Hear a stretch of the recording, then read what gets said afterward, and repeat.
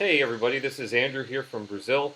Again, my niece and my nephews acquired some puppets a while ago and asked for me to do a little uh, some give them some hints on puppetry. We worked with puppets. I've worked with puppets on and off for a long time, and so I'm more than happy to do that. So, kids, here's Uncle Andrew again. And last time we talked about how to make your puppet come alive, and we said that that is the overall goal of what we're trying to do is to make your puppet come alive.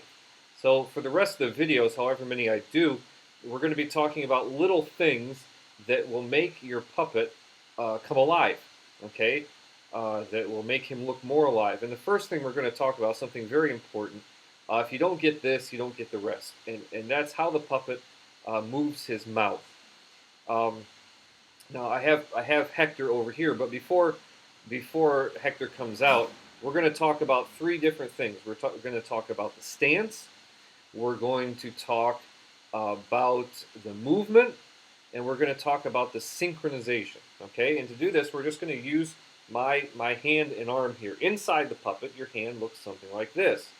So first, we're going to talk about the stance, and the stance is obviously how the puppet stands, how he's positioned, his posture. Okay, and if you see the puppet, you imagine the puppet around this. Here's my hand. Your hand is going to be more or less in this position. A lot of puppeteers they start out with their hand in this position, and that doesn't work because the audience is seeing the chin of the puppet, and the puppet's looking up into the air, and it just doesn't work.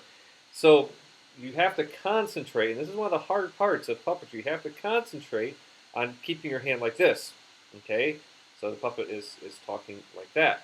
All right, and you kind of have to go because every puppet's different. So you kind of have to go by where the puppet's eyes are.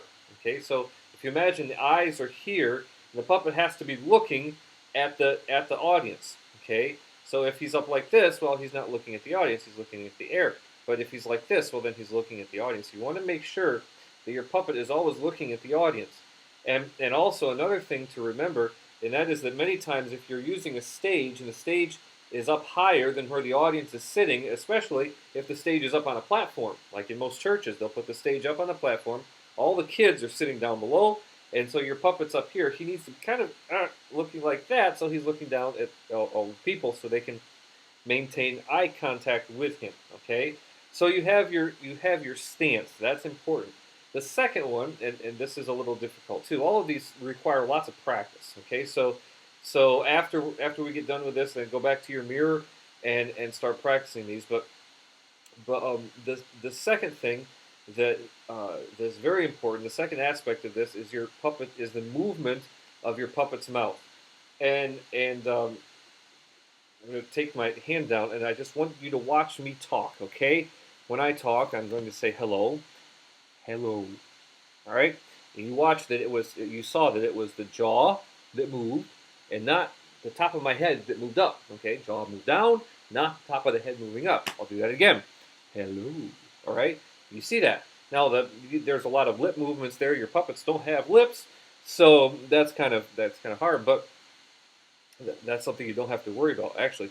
But you do have to worry about the puppet's mouth moving down and not his head moving up. So what that looks like with your hand inside the puppet, most new puppeteers, after they get the stance, they still want to do this. Hello, okay? And that doesn't work. Your puppet has to do this. Hello. Now notice there's two movements there, two different movements. A lot of people will say, oh, you just move the thumb. That is very, very hard. That's almost impossible, especially with larger puppets. Uh, you can't just move the thumb, and it also kind of looks unnatural. And you'll see how this looks with when I bring Hector out here. But the puppet needs to. There's a downward motion of the thumb, but there's also a motion of the wrist here and the top of the hand. So overall it looks like this. Okay, hello. Okay. The rain in Spain falls mainly on the plain. Okay, aren't I handsome? Yes, very, very funny. All right, so that is how your puppet's mouth moves. Okay, so we have the stance. He's standing like this, and then we have the movement. moving like this. Now the other thing, and this takes practice as well, is the lip synchronization. So basically what has to happen is your puppet has to open his mouth for every syllable. Okay, so let's take the rain in Spain thing again. Here we go.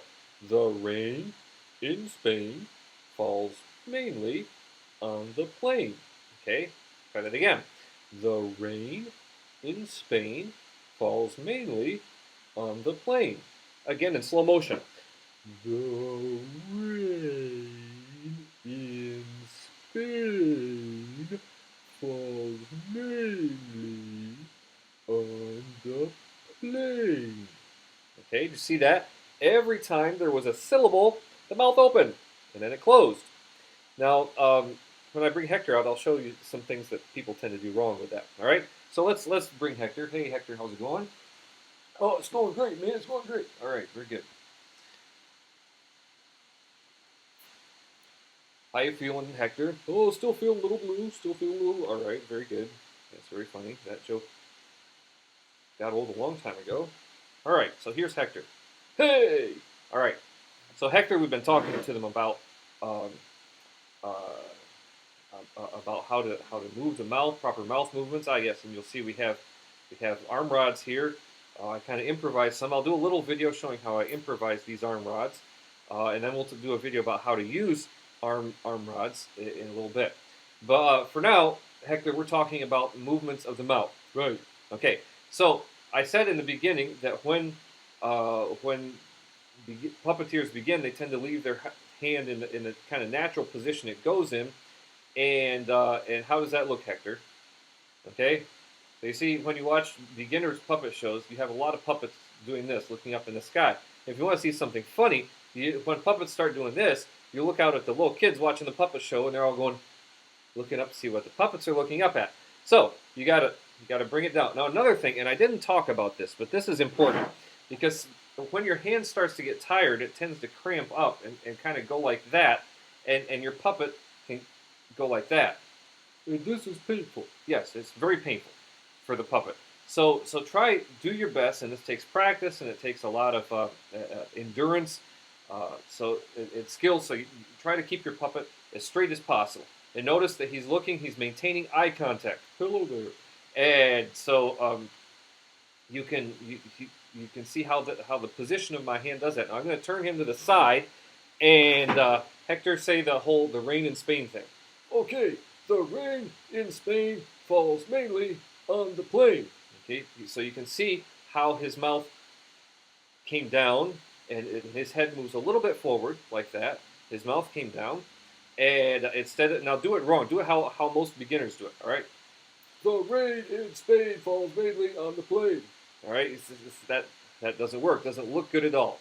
See the difference once again. The rain in Spain falls mainly on the plain. The rain in Spain falls mainly on the plain. Okay. Boy, those Spanish people sure must get wet, especially the ones who live on the plain. All right, very good. Very relevant observation there. All right. So here's the thing. We've talked about the position. You see the position of the puppet. We've talked about the movement of the mouth.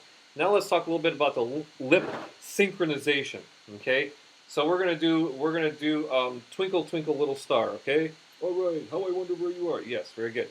So Twinkle Twinkle Little Star, and I want you to show them the correct mouth movement, or I'm sorry, the correct synchronization. Okay. Twinkle, twinkle, little star, how I wonder where you are. Okay, you see that? His mouth open with every syllable.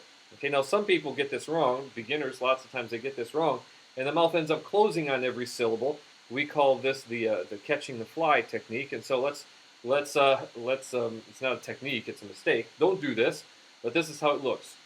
Twinkle, twinkle, little star, how I wonder where you are. Okay?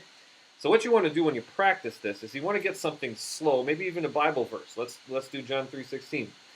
For God so loved the world that he gave his only begotten Son, that whosoever believeth in him should not perish, but have everlasting life.